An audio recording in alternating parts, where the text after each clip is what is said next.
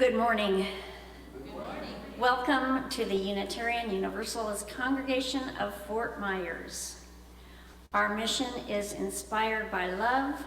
We transform ourselves and serve others. At UUCFM, we seek to foster a climate of purposeful inclusion and safety of all people, regardless of race, ethnicity, age, ability, sexual orientation, gender identity, gender expression, spiritual path, or national origin. My name is Leslie Gatto. I choose to serve this congregation as a worship associate and a member of the welcoming congregation team. Today we are privileged to have Mary Cline Golbitz, commissioned lay minister, who will be joining us remotely. As always, the music team and the tech team are integral to our hybrid service. We are so glad that you are with us today in person or online.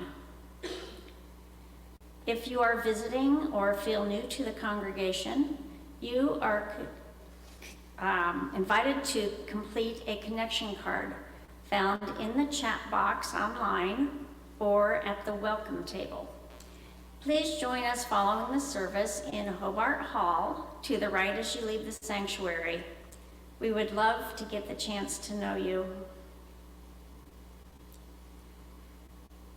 I don't know if you saw it in the communicator, but we are collecting gifts for the children of the Quality Life Center, the Q. And unfortunately, I didn't get this out very far in advance. We need the gifts by next Sunday. So please, please, please bring your unwrapped gifts next Sunday to church with you, and we will make sure that they get to the queue in time for the kids to have them before they take their break for the winter. I have outside Lynn Lacey and Gary Robbins will be handing out little cards with the age and gender of each child that needs a gift. So please, please, please be generous and don't forget to pick those up. And now, let us begin our service.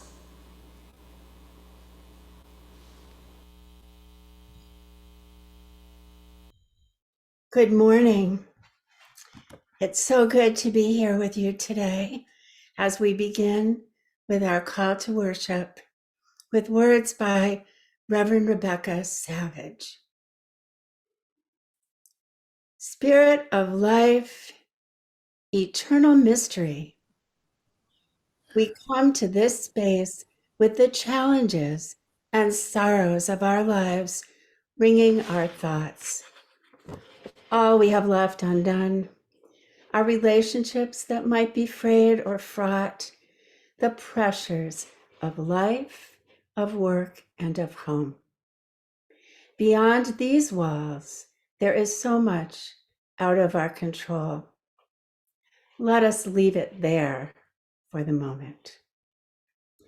Beloved mystery, hold us close and whisper into our hearts that another world is possible, one beyond our imagination that we are building together. One act of forgiveness, one act of grace at a time, one extension of care and compassion. As we come together to worship today, may we embrace the wisdom that love is enough, care is enough, patience and service are enough. The rest is mystery, and let that be enough. Let us continue with our service with our chalice lighting.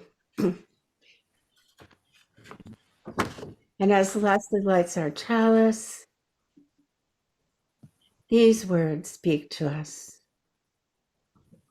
We light our chalice to remind ourselves of our highest aspirations, to inspire us to bring our gifts of love and service to humanity. May we know once again that we are not isolated beings, but connected in mystery and miracle, connected to the universe and to each other. And today, we also light the first candle of Advent in the tradition of our Christian siblings. This candle, the first candle of Advent, is for faith. And what is faith? Faith is the assurance of things hoped for, the conviction of things not seen. By faith, we acknowledge a heritage from many traditions, traditions that call us on our own search for truth and meaning. Faith is knowing that our existence makes a difference, that we are each important. We are each integral parts of the human experience. And may that be so.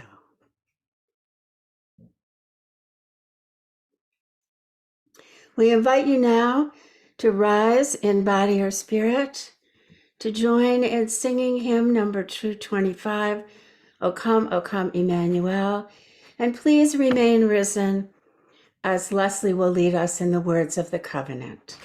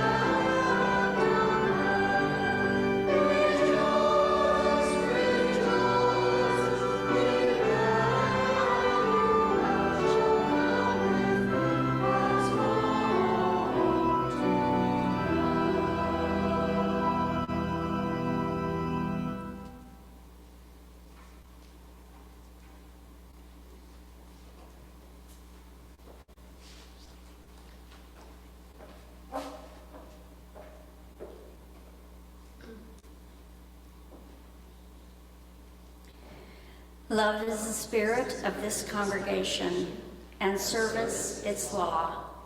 This is our great covenant, to dwell together in peace, to seek the truth in love, and to help one another. We will now have please be seated. We will now have a story for all ages called I Wonder, and because mystery is our theme this month, that's why we chose it.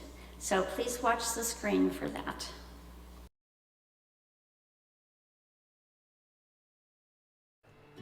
Hi everyone, today's story is called I Wonder.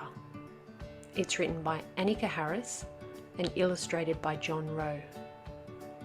It's a beautiful story of a little girl, Eva, who takes a walk with her mother and encounters a range of mysteries. Eva learns that it's okay to say, I don't know. And she also discovers that there are some things even adults don't know. Let's have a look. Eva loves to look for the moon. It follows her from place to place, disappearing behind trees and mountains, and then appearing again someplace new. Look, Mama, there it is. The moon looks so beautiful in the sky. How do you think it follows us, Eva? Eva thinks about it, but she just can't figure it out. It's okay to say, I don't know, says her mother. When we don't know something, we get to wonder about it. I wonder if the moon and the earth are friends, says Eva. Her mother smiles. I like that idea. But Mama, how does the moon really stay close to us? There is an invisible force called gravity that pulls all the things in the universe together, Eva's mother explains. Gravity keeps the moon close to the earth, and it keeps the planets close to the sun too. They circle around like this. Eva understands a little better, but then she starts to wonder. Mama, where does gravity come from? I don't know, Eva. Nobody really knows for sure. And when no one knows the answer to something, it's called a mystery. A mystery is something for everyone to wonder about together. How fun! Eva imagines herself wondering about gravity together with all of the people in the world. Eva watches the moon disappear behind the clouds as she walks, excited to see where it will appear next. How many grains of sand are there in the whole world, Mama? I wonder about that too. There are trillions and trillions of grains of sand, but nobody knows exactly how many. Eva tries to think about all the sand in the whole world. It feels so big that I can't fit it all in my imagination. It makes me feel dizzy, like I'm falling. I know what you mean, her mother agrees, and I'm sure other people feel that way too. Eva walks down another path, looking for the moon, and a little orange butterfly appears. Then she notices there are butterflies everywhere. Mama, where did all of these butterflies come from? These butterflies have been flying around for a few days, but they started out as little caterpillars, and those caterpillars came from eggs, and those eggs came from other butterflies. There are cycles all around us, with one thing ending and another beginning. Things are always changing. Can you think of other things that change? Clouds and frogs and me.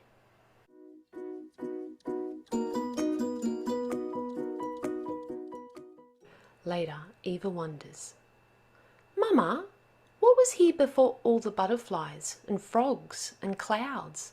Before everything? I don't know, answers her mother. It's another mystery. I like trying to imagine what was here before the beginning of everything. What do you think was here? And Eva says, smiling, I don't know. And she thinks about it for a long time. And then she has an idea. I wonder if there were feelings.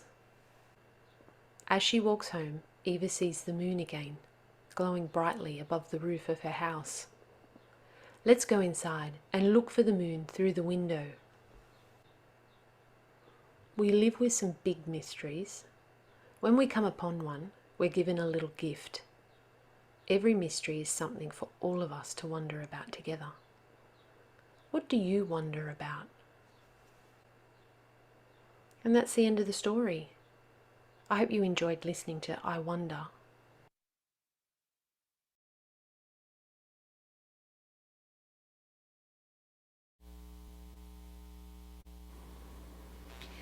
If you picked up a stone as you came in, I invite you to hold it close to your heart. Infuse this stone with your intentions, joys or sorrows, and imagine it joining with others in the bowl of sand representing this community of loving support. There are stones available at each sand station as well. Online, you may place a virtual stone of intention by following the link in the chat box. During the music meditation, you may place the names, joys or sorrows in the chat box.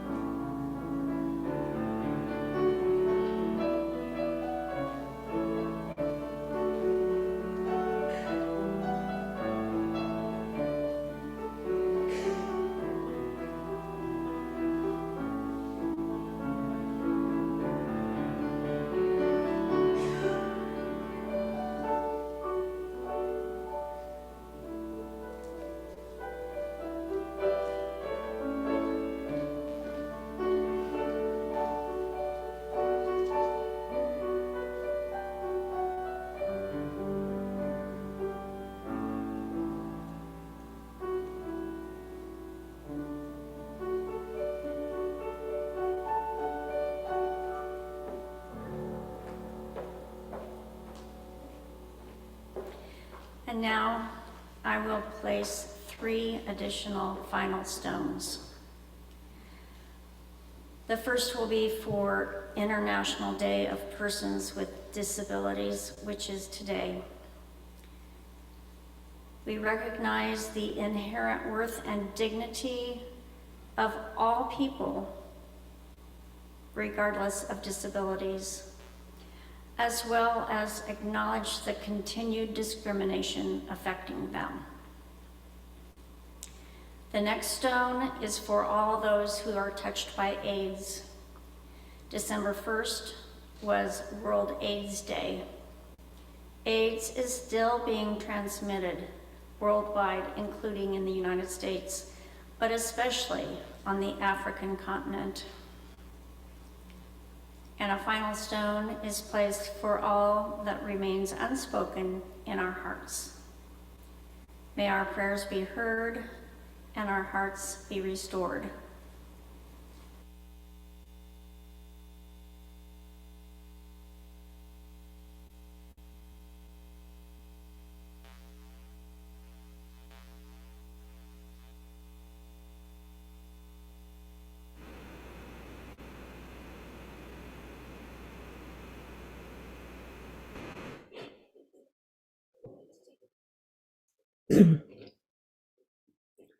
Let us continue in the spirit of prayer and meditation with a prayer in honor of International Day of Persons with Disabilities, with words written by Reverend Sandy Boyce. For people who are blind and cannot see, and for those who see but are blind to the people around them, may we begin to truly witness one another. For people who move slowly because of accident, illness, or disability, and for those who move too fast to be aware of the world in which they live, may we all move together. For people who are deaf and cannot hear, and for those who can hear but ignore the cries of others, may we respond to one another. For people who learn slowly, for people who learn in different ways, and for people who learn quickly and easily, but often choose ignorance, let us all grow in wisdom. For people who have chronic illness for which there is no known cure or relief, and for people who live in fear of developing such a chronic illness, may we offer healing to one another. For family, friends, and caregivers who serve people with disabilities and illnesses, and for those who feel awkward in their presence, may we begin to witness each other with compassion. For people who think they are worthless and beyond love, and for people who think they don't need to give or receive love, may we all accept and give love. For people who feel isolated by their disabilities, and for people who contribute to that sense of isolation, may we all become ever more connected. For the great mystery and the uniqueness of each of us, may we learn to respect each other, learn how to live together in peace, in love, and in compassion. Amen. Aho. May it be so.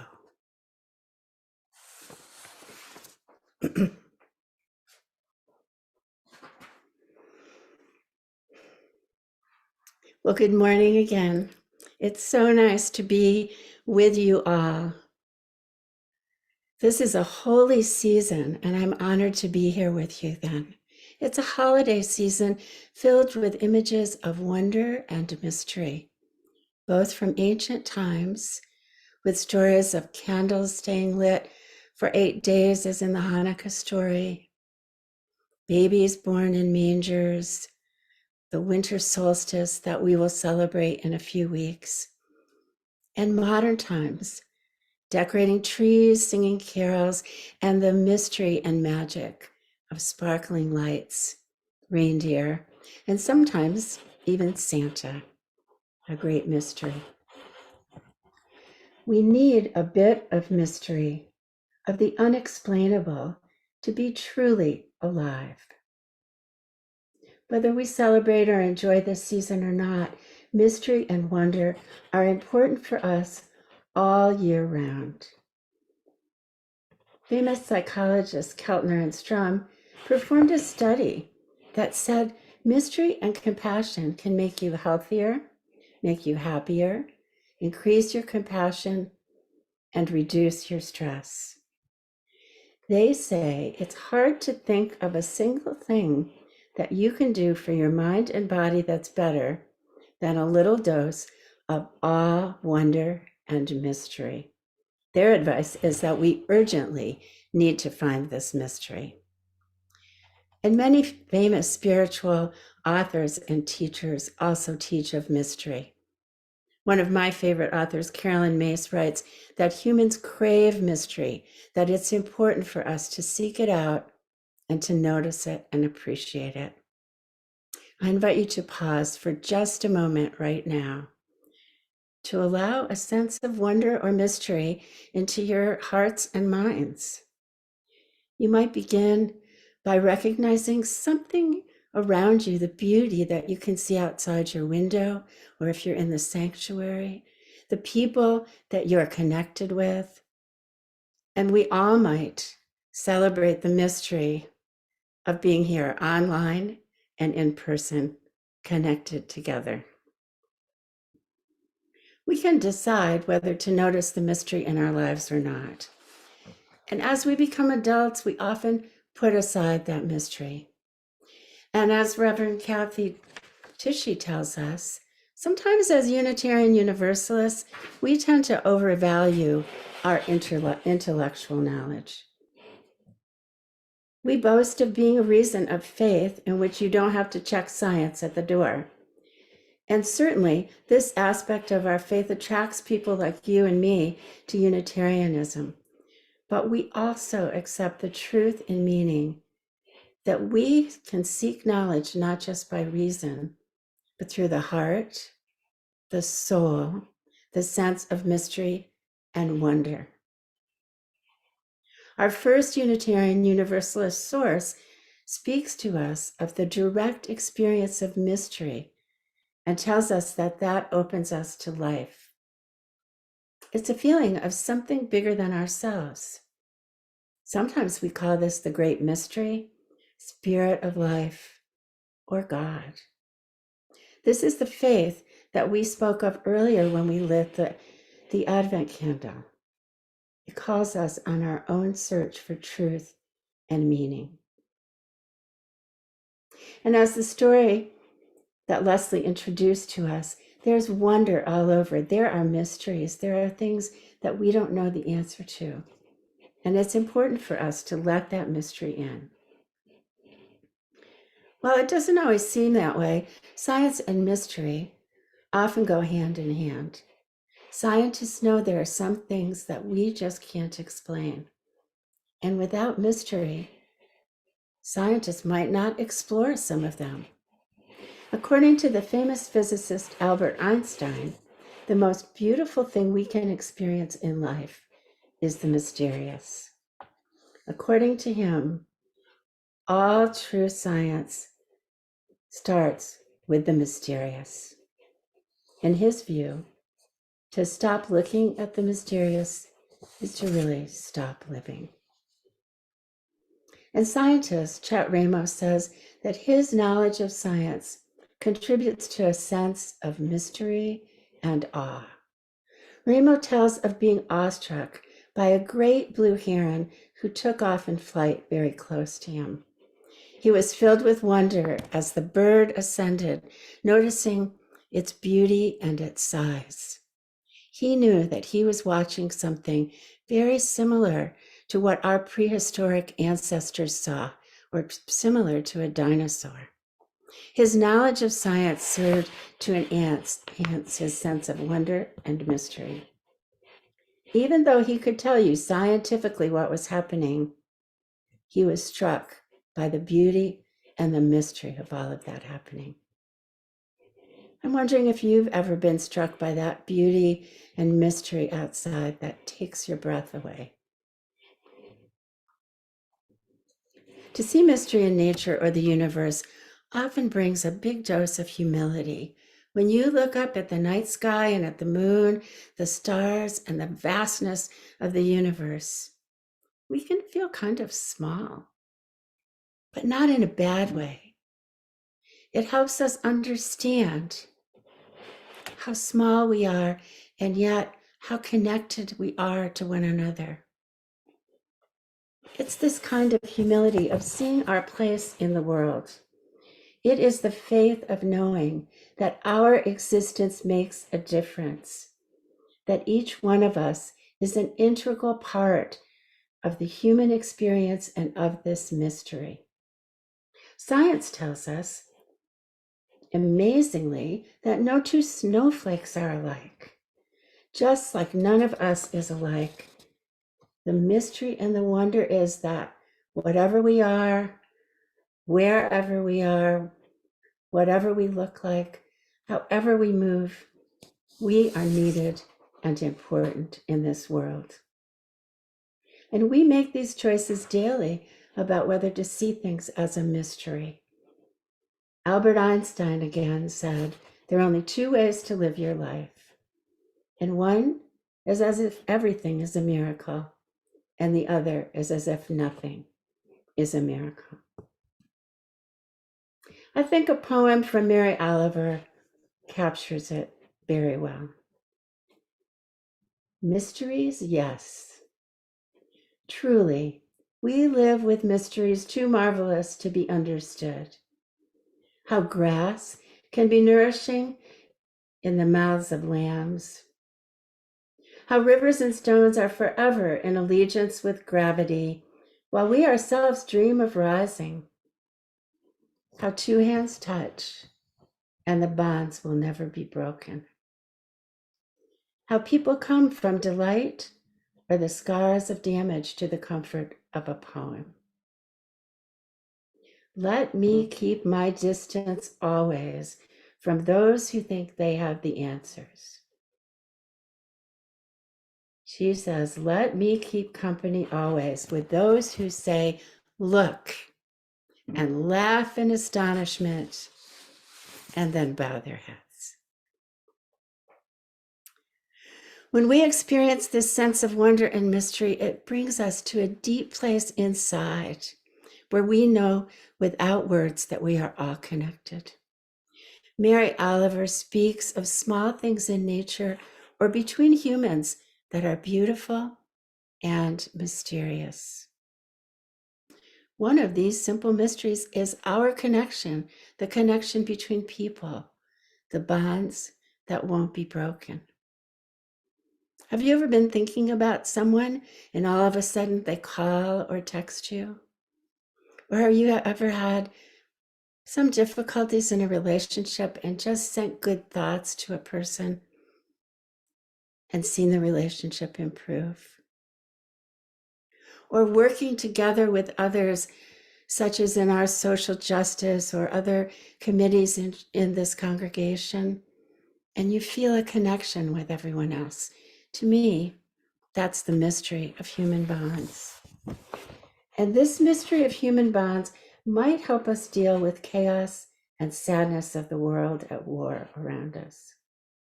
We're not in control of these conflicts, but holding on to a bit of mystery and wonder might actually help us and others around deal with them. In an article titled, Being Humane in an Inhumane World, David Brooks talks about something he calls defiant humanism. the ability to hold on to the mystery and the wonder and love and compassion in spite of the chaos in the world going around us. We may be taking political action to help the world, but we also all can do this. The way that we behave in the world, the mystery that we share, the wonder, can be this defiant humanism. And it might just affect somebody else in the world. The mystery is that we don't know how what we do affects someone else. So what do we have to lose by just trying this defiant humanism, sharing our mystery and wonder and love throughout the world? It might be the ministry that Reverend Sue talked about last week that each of us has in the world. I want to share just a final story that to me shows how sharing our mystery and wonder can help change another person's life. Unitarian Universalist theologian Rebekah Parker tells of a point in her life where everything had gone wrong. She was in despair, and so she decided to end it all. She left her apartment in tears, walking down towards a lake near her home, planning to walk in and drown. And as she got near the lake, she saw these black, dark objects blocking her way, and then she realized they were telescopes. It was a meeting of the Seattle Astronomy Club. Well, she was a little disoriented, but she was still determined to go down to that lake and end her life. She made her way through the group until one person, who assumed she had come there to look through the telescope, handed her one and said, "Here, let me show you." And he explained what he had focused his telescope on. Brushing her tears away, she looked in and she said, there it was. I could see it. A red-orange spiral galaxy. And that was it. I could not bring myself to continue. In a world where people get up in the middle of the night to look at the mystery of the stars with wonder, I couldn't end my life. This, I think, is how our sense of mystery and wonder can bring hope into our lives and the lives of others. And often, part of the mystery is that we never realize that we're bringing that to others. We can help someone else see the mystery and the wonder in the world. What a gift we have to offer. To paraphrase Mary Oliver, may we all keep company with those people who see the mystery, who laugh in astonishment. May we also be one of those people. And may we share the mystery, the hope, and the wonder of life generously with others. May it be so. Please rise in body or spirit and join us in singing hymn 1003. Where do we come from? We are about to sing is a wonderful coda to the words that we've just heard. Where the mystery and where do we come from. However, the form is a little interesting. It is written in the form of a round, not unlike row, row, row your boat. And so what we shall do today is that the hymn consists of 4 lines. We shall sing each one twice together. And if we go to the top, you have the opportunity to sing whichever line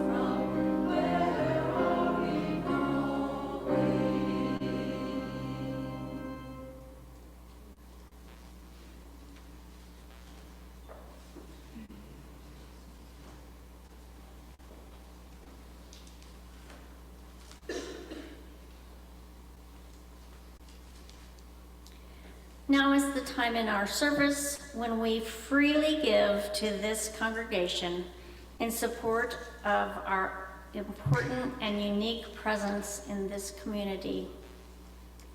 Each month, we also give to a community organization who shares our values. This month, our community sharing partner is the Quality Life Center.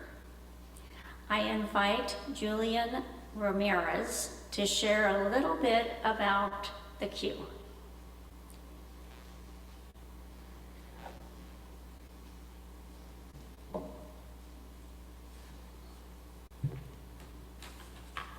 Good morning. Thank you very much for having me here. I'm so grateful. I met Gary and we had a short conversation. He told me every time Mr. Muhammad would come here, he'd feel at home. And I already feel at home. I feel so at home that I was questioning how off the script I go. So Ms. Leslie asked that I share a little bit about myself, and then I'll go into speaking about the Quality Life Center. And I'll speak in bullet points so that you can connect with me given the short amount of time I have. And you'll understand why I feel at home and why I feel already so connected. I'll start by saying that when I was younger, I was fortunate to have a family that told me I was smart. And when they told me I was smart, I felt like I had to live up to it. So that kind of set the tone for my life. My family comes from a Christian background. When I was at about 10 years old during the Gulf War, I had probably my first kind of like awakening. I struggled to understand why there were children in the Middle East that were going to go to hell, and I here in America get to go to heaven because I was fortunate to be born to parents that had a particular faith. And that kind of threw me into the wilderness, into a world full of mystery. And I set out on a journey. I didn't quite have a grasp on any particular belief system, but I did believe that there was a creator, that there was a most high. I couldn't quite connect to what it means, but I felt that there is something that is ultimately moving that which is, that some sort of life. And my journey started at a higher degree of consciousness when I was 24.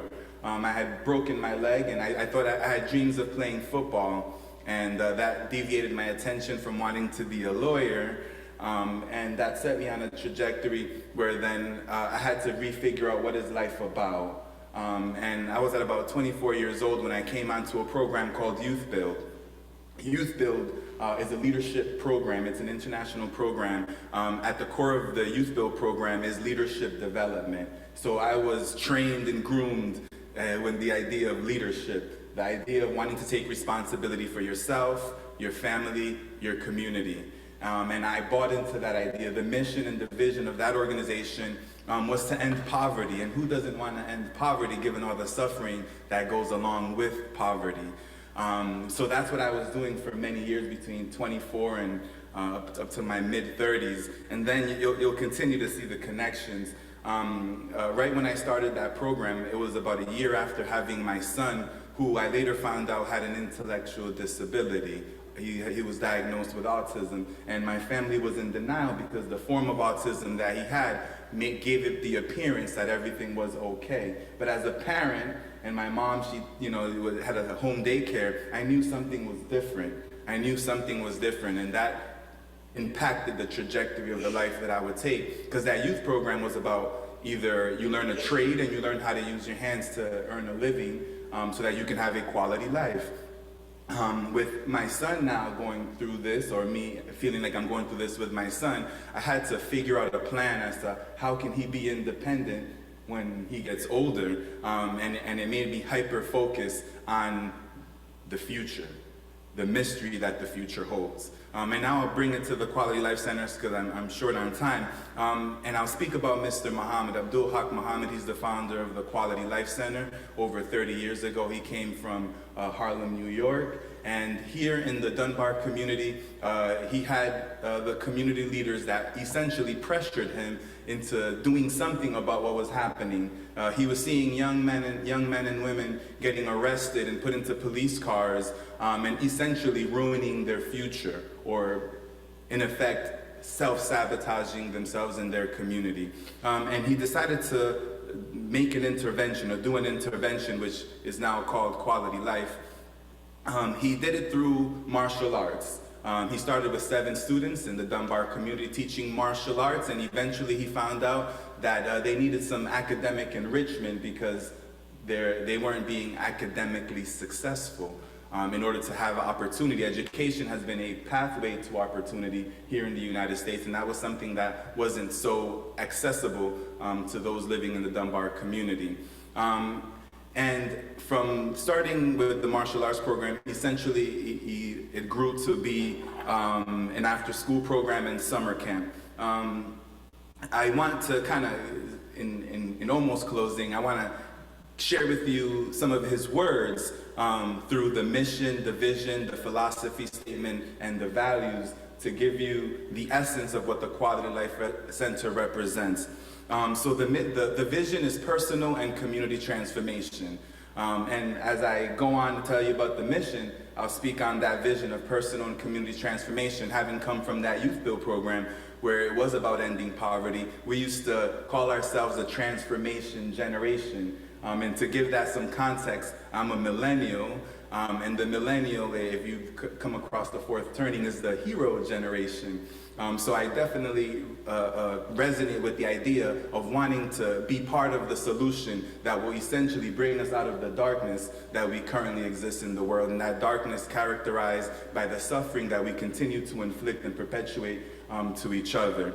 Mr. Muhammad, in my opinion, is brilliant, and he used the narrative, or you can hear the narrative that he is essentially crafting to try to bring about the reality of the world that we want to live in. He often says that one of his main goals was to demystify reality, or demystify the world with the intention of inspiring progress. And why demystifying? Because I connected with the idea of the beauty of mystery. But I can add to that mystery can, for a person who doesn't have a quality life, for a person that is in some deep suffering, mystery can produce a fear that can turn into hate. So Mr. Muhammad wanted us to be able to demystify the world so that there is a level of quality of life so that hate is no longer part of that equation, rather faith or love. And in his philosophy statement, I'll go ahead and read it. At the Quality Life Center, we operate from the premise that if a child receives love, develops a healthy respect for the Creator, and has a positive self-image, then he will have a child who is prepared to meet life's challenges. The values, honesty, integrity, discipline, pursuit of excellence, personal and community responsibility, faith, hope, cultural appreciation, family, and holistic approach to health. And I'm going to close just by saying the following. At the Quality Life Center, we're seeking to instill a culture of leadership, a culture of excellence, and which resonates, I'm assuming, with this congregation. There's our teen program are called Light, Leaders in Training for Excellence. And essentially, what we're hoping to do is to be able to spark that light in the young people that we work with, so that when they go out in the world with a winning attitude, they can essentially spread light. They can essentially spread love. So I am so grateful for you guys having me here. I'm grateful for your contribution and ongoing support through the gifts and etc. We are so grateful at the Quality Life Center. Thank you so much. I hope to visit you guys again. It's been inspirational to be here from the Intention Stones. I feel definitely at home. And the Quality Life Center is essentially a mirror of this organization, in that we are hoping to show children the love that they need so that they can ultimately have a quality life. Thank you very much.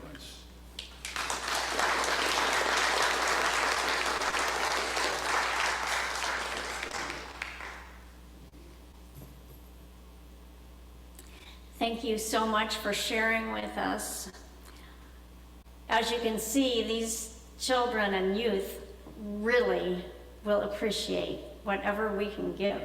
So, with that in mind, remember the holiday gifts, but also all donations not designated for UUCFM will go to the Quality Life Center. If you would like your offering to go to UUCFM, please use an offering envelope found at the welcome table. On Zoom, click the link in the chat box and designate UUCFM and/or the Quality Life Center. If you are a guest, please place your connection card in the bag at this time. The morning offering will now be generously given and gratefully received.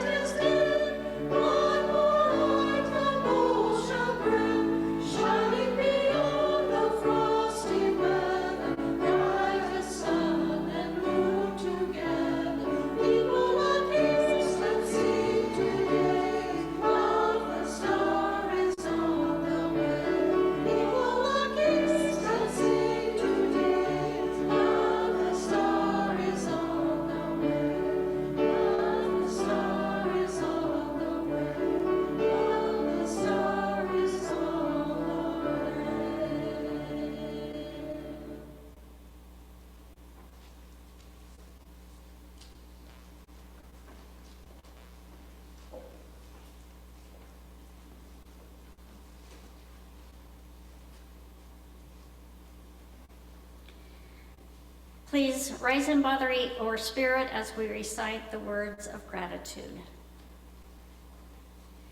By the work of our hands and the work of our hearts, our love is made real. May we be grateful for all that is given and grateful for all that is shared. Please remain risen as we speak the words extinguishing our chalice.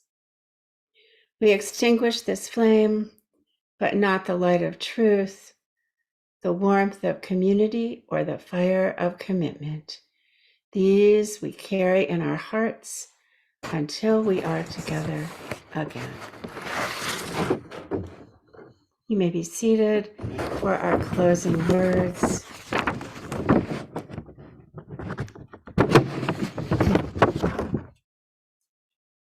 Our closing words today are from John O'Donohue. The Light of truth, the warmth of community, or the fire of commitment. These we carry in our hearts until we are together again. Our closing words are by John O'Donohue. The mystery of being here. May you awaken to the mystery of being here and enter the quiet immensity of your own presence. May you receive great encouragement when unknown frontiers beckon. And may you take the time to celebrate the quiet mysteries and miracles that seek no attention. May you experience each day as a sacred gift woven around the heart of wonder and mystery.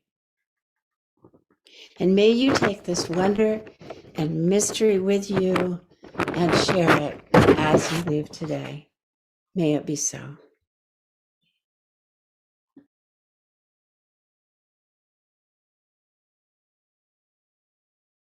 Us today. During the postlude, please greet your neighbors, then join others in Hobart Hall for refreshments and conversation. On Zoom, please stay on for connection and conversation with each other and led this morning by Mary. Don't forget to pick up a thing for your holiday gifts. We look forward to seeing you again next Sunday.